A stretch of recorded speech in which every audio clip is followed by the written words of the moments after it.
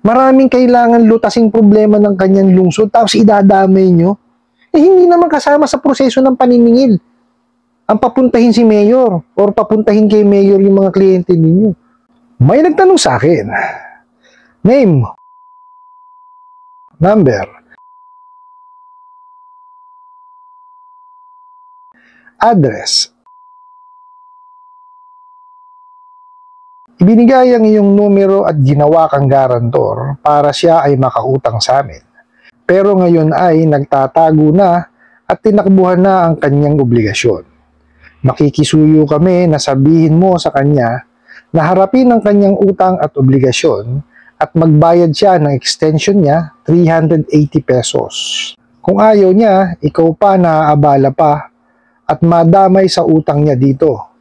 At patatawag pa siya ng mayor niya na si Mayor regarding sa utang niya na hindi binabayaran. Boss Ray, legit po ba ito? Patulong naman po. Hide my identity na lang po. Pati yung name ng mayor. Alright. Maraming salamat po no, sa panibagong katanungan na binigay niyo po sa akin. At bago po natin siya sagutin, imbitahan ko muna sana kayo na pakisuportahan po yung aking mga social media accounts sa YouTube, Facebook, and TikTok. Okay, sagutin po natin yung inyong katanungan. No? Ginawa daw po kayong garantor. Okay, so unang-una ho, malabo ho itong mangyari. No? Kasi para ho kayo maging garantor, dapat alam nyo. Di po ba, hindi na nakabayad yung kliyente sa utang, tsaka nyo palang malalaman na garantor kayo. No? Tsaka ho, ang papel ho ng garantor is dagdag ho kayong seguridad dun sa utang. No? Pero, no, kailangan ho muna, nagawa na ho muna nila yung lahat ng effort para masingil po yung kliyente bago ho kayo singilin o bago ho kayo puntahan. Ano po? Hindi ho kasi kagaya ng ng co-maker. Ang co-maker ho kasi, parehas ho sila ng liability. Pwede ho silang singilin parehas. No, kuwari, hindi ho makontakto, pwede ho dumiretso dun sa co-maker at singilin. Yun ho ang papel ng co-maker eh. Pero ang garantor, hindi ho. Dagdag seguridad lang ho yan. No? Na in the event na mag-default o hindi makabayad, no? Kayo ho ang pupuntahan. Pero dapat nagawa na ho muna lahat yung effort na masingil yung kliyente. No? Hindi ho po pwede na hindi lang nila makontak, pupunta na sa inyo. Hindi ho ganun. No? Kailangan ho, kumbaga, nagawa ho nila yung lahat ng pamamaraan ng paniningil bago ho kayo puntahan. Yun ho ang papel ng garantor. So, malabo ho kayo maging garantor. Tama ako, di ba? Kasi ho, for you to be a garantor, kailangan alam nyo. Di ba? Nakausap ho kayo. Kasi kailangan yung garantiyahan eh. Di ba? O, tapos, kung kailan hindi nakabayad at hindi nila makontak, no, dahil nga inabuso nila, ayan, tsaka kayo, i-istorbohin. Di ba? Ganyan ho sila lagi, no? Magnanakaw sila ng mga nasa contact list, no? Tapos sasabihin guarantor kayo, co-maker at kung ano-ano pa. Yan, ganyan sila. Wag niyo paniwalaan 'to, malabo mangyari yan, no? Tapos sabi, nagtatago at tinakbuhan na yung obligasyon. Okay? Paano kung hindi gano'n ang gagawin ng kliyente? Hindi ko naman ho siya masisi. No? Kasi yung mental torture na ginagawa sa kanila. Di ho ba? Biruin nyo, tatawagan, bumurahin agad, tatakutin. Tapos, ipapahiya. Tapos, ihaharas. Sa tingin nyo, kahit kanino naman siguro gawin yun eh. Madadalang sagutin yung telepono eh. Di ho ba? Tapos kung ano-ano pa sasabihin sa messages, o sa email, na kesyo uubusin ko lahi nyo, di ba? Idadamay ko anak mo, di ba? Paglabas mo, matutumba ka na lang, di ba? Kayong mga online lending apps collectors kuno ang gumagawa ng dahilan, para hindi kayo sagutin ng mga kliyente ninyo.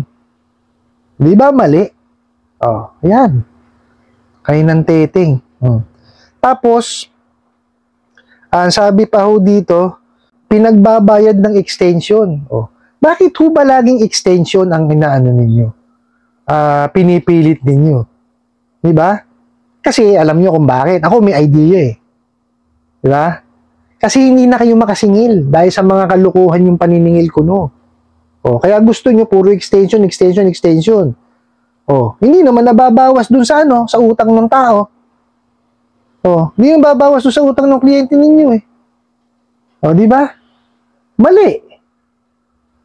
Kung yung kliyente ang nagsabi na, oh sige, extend mo ko. Walang problema. Pero kung ipipilit nyo, hindi tama. Di ba? Kung gusto niya magpasyal, o ibawas mo dun sa ano, sa utang. Hindi yung ganyan. Lukuhan yung ginagawa niyong paniningil eh. Di ba? O, tapos, pati daw ho kayo, maaabala at madadamay. Ay, ganun na nga ho ang ginagawa, di po ba? O, saan ho ba nakuha yung numero ninyo? Ninakaw ho dun sa ano? Sa contact list ng kliyente. O, tapos sasabihin, guarantor kayo. Di ba? Mali.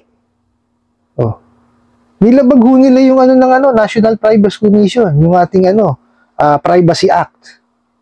Oh. Bawal ho yun. Hindi ho sila po pwedeng kumuha ng basta-basta ng numero at tatawagan nila tapos idadamay dun sa utang. Eh wala namang kinalaman dun sa utang eh. O di ho ba? Pwede nyo ho sila i-complain sa National Privacy Commission. Ayan po, ipa-flash ko po sa ano, sa screen. Nandyan po yung mga sangay ng gobyerno na pwede po kayong mag-complain. Okay? Diyan ho, email nyo ho yan. I-attach nyo po itong mga ganitong klaseng mensahe. Okay. Ito pa ang masaklap dyan. Ipapatawag daw ni Mayor regarding yung sa utang na hindi nabayaran. Ano kinalaman ni Mayor? Di ba? Nananahimik ho yung tao. Ang dami yung problema niyan. Oh. Maraming kailangan lutasing problema ng kanyang lungsod tapos idadamay nyo. Eh hindi naman kasama sa proseso ng paniningil. Ang papuntahin si Mayor or papuntahin kay Mayor yung mga kliyente ninyo. So ibig sabihin hindi talaga kayo marunong maningil. Pati si Mayor dadamay nyo, nananahimik yung tao. Oh.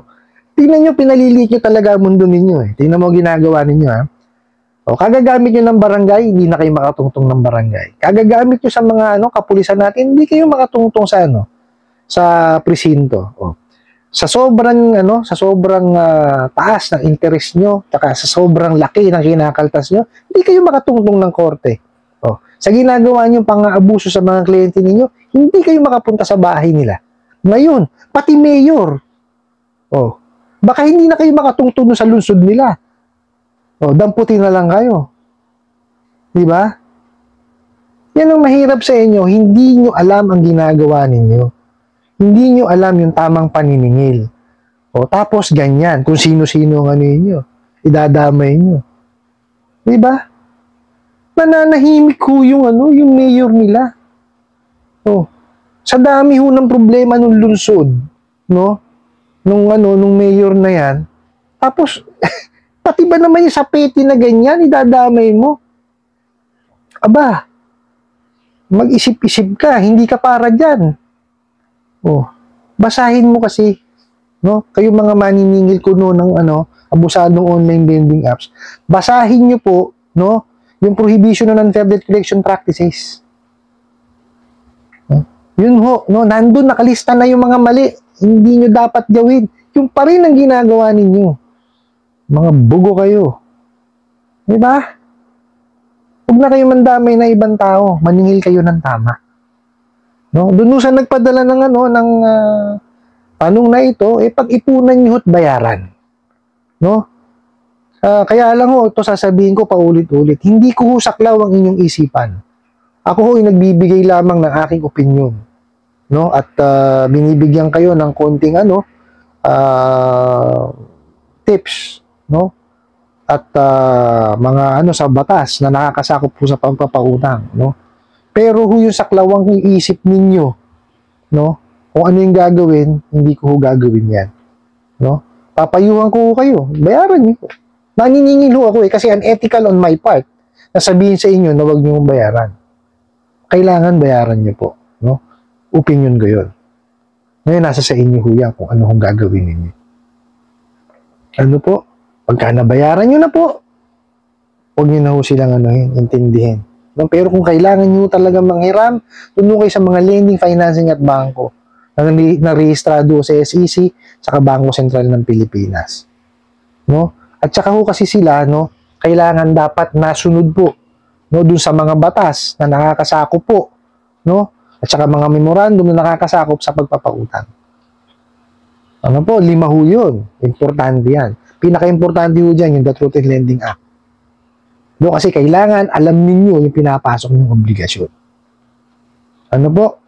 I hope nasagot ko po itong katanungan na to at sana po ay makatulong.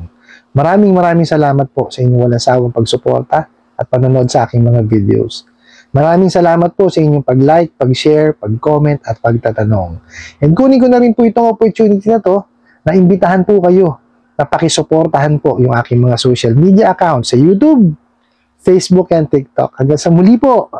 Yun lang.